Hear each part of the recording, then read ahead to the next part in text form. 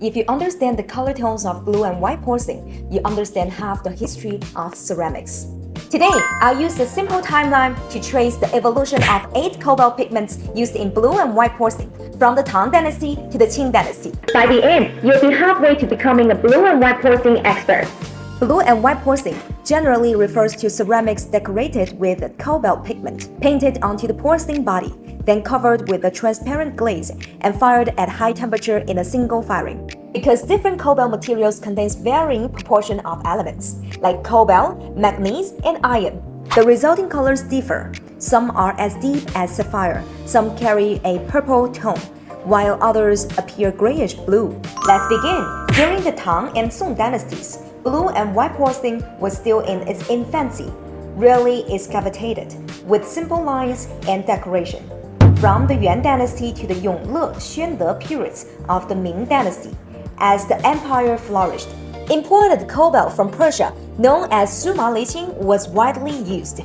This material is low in manganese and high in iron, which produces a rich, gem-like blue after firing. It often formed silvery black crystal spots, known as pink spots, along with natural diffusion effects.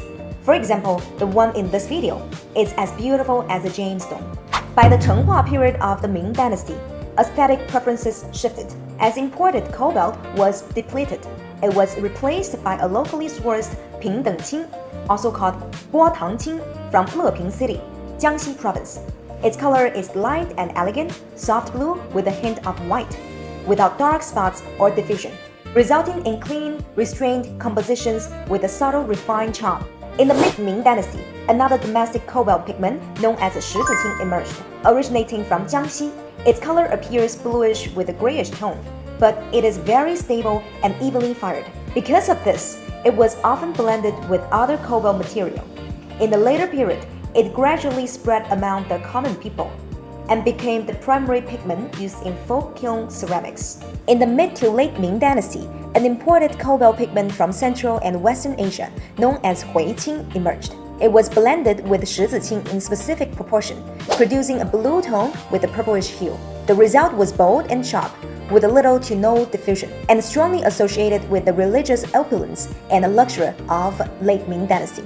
In the late Ming to early Qing dynasty, supplies of Huiqing began to run out, and a Zhejiang-produced cobalt pigment known as Zheliao rose to prominence. This material was of exceptionally high quality, producing a crisp, deep blue tone that could appear either rich or light depending on usage. Highly stable in performance, it became the leading domestic cobalt pigment of its time. During the Kangxi region of the Qing dynasty, blue and white porcelain experienced a revival. Refinement techniques reached their peak, and with the discovery of top-grade Zhu Mingliao in Yunnan, artisans achieved the legendary kingfisher blue.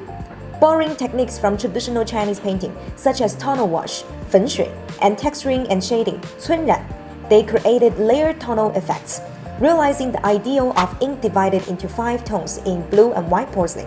Kangxi blue and white is therefore sometimes called 5-tone blue and white. In the Yongzheng period, artistic aesthetics became more restrained and understated. The refined elegance of Zheliao was brought to its highest expression, resulting in composition of delicate and precise as meticulous Gongbi style paintings, forming a sharp contrast with the bold, richly layered style of Kangxi period. In the mid to late Qing dynasty, another material appeared, commonly called leek edge, not literally related to leek. Produced in Gaoan, Jiangxi, it has coarse particles and an unremarkable color, but excellent stability, resistant to high temperatures with no diffusion, making it ideal for outlining. However, by this time, the tonal layering of blue and white had diminished, and some of its expressive vitality was lost. By the late Qing dynasty and the Republican era, as China opened to foreign trade, large quantities of inexpensive imported cobalt pigment, known as foreign blue, flooded the market. Its color was strikingly pure, yet overly bright and somewhat superficial. Even so, masters like Wang Bu remained devoted to traditional methods, pushing the blue and white shading technique to new artistic heights. Looking back through this journey, you will find that every shade of blue reflects the character and aesthetic of its era. Which blue is your favorite? Tell me in the comments. Follow our channel, we will show you more about the beauty and history of blue and white porcelain.